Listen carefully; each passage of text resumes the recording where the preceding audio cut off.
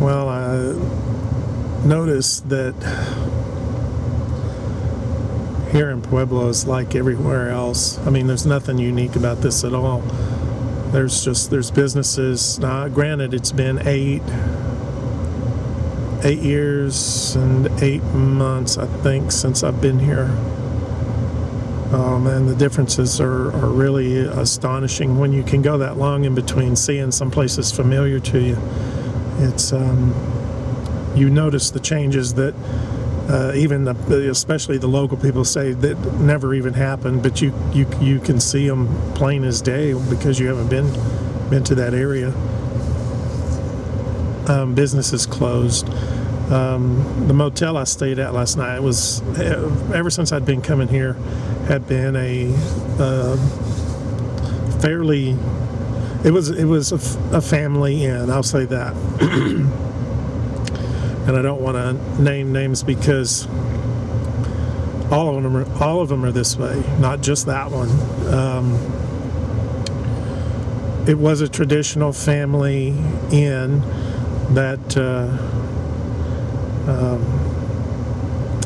has just gone downhill amazingly. I mean, it's obvious that slumlords own it. The swimming pool had been filled in and concreted over, and that's a slumlord mentality.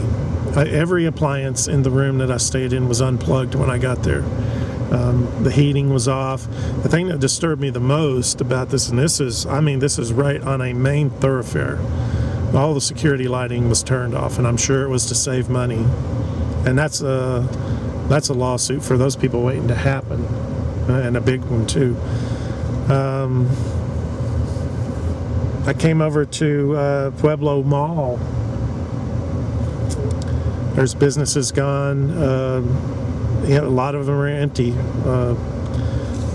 They haven't. It's just not a matter of them just changing hands. They've vanished altogether. And this is nothing. This is not atypical. This is everywhere. I mean, where I came from, where I live, is just as bad. The thing is, here's my impression.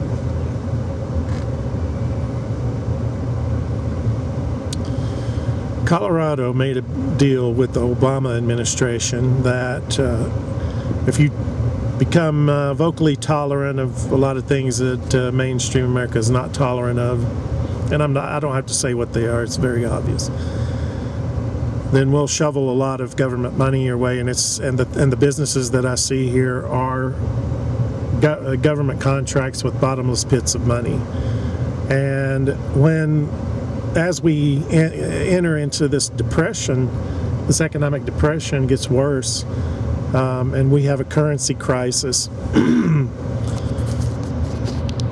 wouldn't want to be living here. There's a lot of places that would be very bad to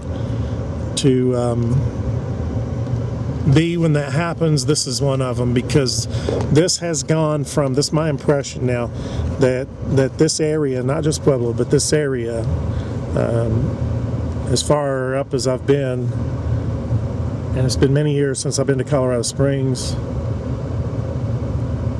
but this whole area has shifted gears from being a tourist-based industry, which was the foundation of what I call like these motels were family inns. And when that was based on tourism, they knew they had to reflect family values. Well, now what I see is government contracts, and I mean big ones. So this area has been flooded with government money, and it can be taken away just as easily as it was given to them. Anyway, all that has only an indirect bearing on the whole thesis of this channel and this project, and that is how things unravel for average Americans. And where that plays into this thesis is that these contracts, this government money, which has been printed like water coming out of the fire hose. And you look at the debt that's been accumulated over the Obama administration, and it's not just him. You can't blame just him. It's the entire mentality of the government, and it's not party. It's not Democrat or Republican. It's all of them, and it's America has sat back and enjoyed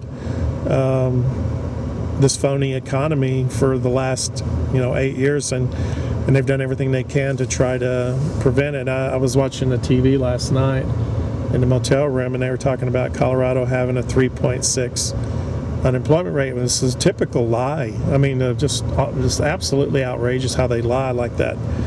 And